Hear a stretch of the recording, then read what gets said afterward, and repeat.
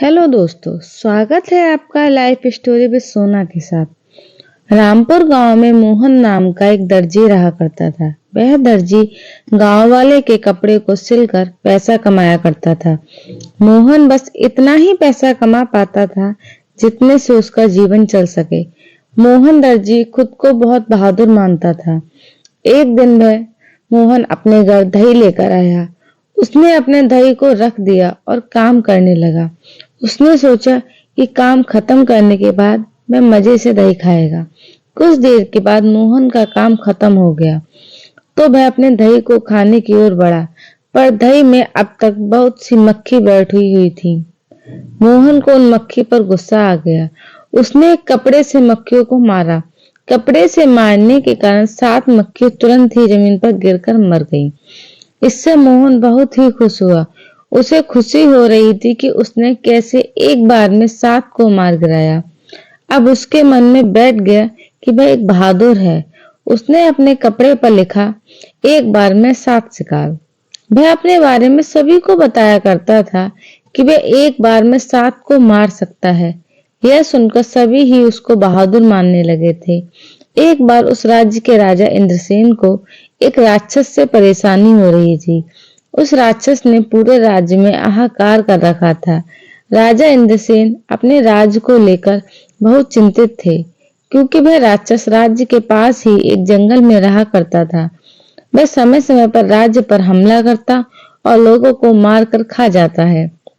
एक दिन राजा को पता चला कि राज्य में एक मोहन नाम का बहादुर दर्जी है, जो कि एक बार में 7 शिकार करता है।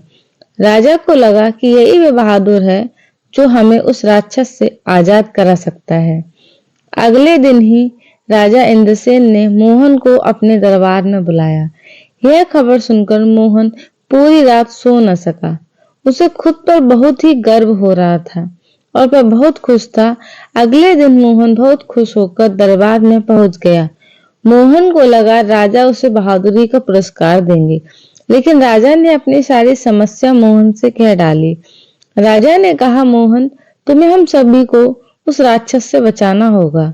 अगर तुम ऐसा कर पाए तो मैं अपनी पुत्री की शादी तुम्हारे साथ कर दूंगा। मोहन राजकुमारी के साथ विवाह की बात सुन बहुत खुश हुआ और राजा की बात मानकर राक्षस को मारने के लिए तैयार हो गया। राजा इंद्रसेन ने मोहन से कहा, तुम अपने साथ कुछ सैनिक और हथियार लेकर जाओ। मोहन ने तुरंत ही मना कर दिया। उसने कहा, मैं अकेले ही उसे हरा दूंगा। मोहन अगले दिन ही अपने साथ कुछ पनीर के टुकड़े और चिड़िया लेकर चल दिया। मोहन जब जंगल में पहुंचा तो उसके सामने वह राक्षस आ खड़ा हुआ। मोहन ने कहा, मैं तुम्हें मारने आया हूँ, आज मैं तुम्हें मार दूंगा। राक्षस ने कहा, तुम मुझे कैसे मार सकते हो? मोहन बोला, अगर तुम्हें विश्वास नहीं हो रहा कि मैं तुम्हें हरा दूंगा तो मुकाबला करके देख लो। राक्षस ने एक बड़ा सा पत्थर उठाकर दूर फेंक दिया। मोहन ने कहा, बस तुम इतना ही दूर फेंक पाए? ये कहते हुए मोहन ने धीरे से अपने जेब में से चिड़िया को निकाला और ऊपर उछाल दिया। चिड़िया आकाश में उड़ गई, फिर वह कभी नीचे नहीं आई। राक्षस मोहन से थोड़ा डरने लगा। फिर राक्षस ने एक पत्थर को इतना दबाया कि उसमें से पानी निकल गया। मोहन ने अपने जेब में से पनीर को निकाला और एक ही हाथ से दबाया तो बहुत सारा पानी निकल आया। अब राक्षस ने मोहन के आगे घुटने टेक दिए। राक्षस ने कहा, आप मुझे ना मारे। मोहन ने कहा, मैं तुम्हें एक ही शर्त पर नहीं मारूंगा। वह शर्त है कि तुम इस जंगल को छोड़कर कहीं दूर चले जाओ।